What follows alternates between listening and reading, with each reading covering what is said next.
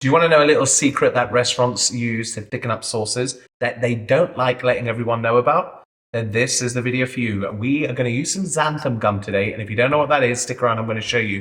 And we're going to make a nice little xanthan goop that you can have on standby. It goes by other names too. If you know, let me know in the comment section. Okay, let's get into this one. So, xanthan gum is a common food additive that we use in kitchens. It's basically made from fermenting sugar by using bacteria. It acts as a binder, thickener, and a stabilizer to improve the texture, and it keeps ingredients from separating. That's why it's fantastic used in sauces, because it won't thin it out, it emulsifies everything, and it helps keep things like oil and water together. You're going to need 2.5 grams per litre. Get that into a pan. We're going to whisk that up and get that in the stove. So gently warm this up to about 95 Fahrenheit, 35 C to about 105 Fahrenheit, 40 degrees C. Just keep it in that zone. Don't let it go too crazy for about 4 or 5 minutes. And then we're going to blitz it up and pass it through a sieve into a container just to make sure there's no lumps.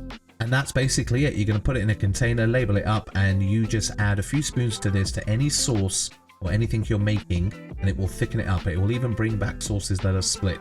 Now you can see, judging by the colour, what we like to call this in kitchens. So I've affectionately given it the name that most kitchens give it, depending where you work. So as always, my friends, please like, comment and subscribe, and I'll catch you all on the next one.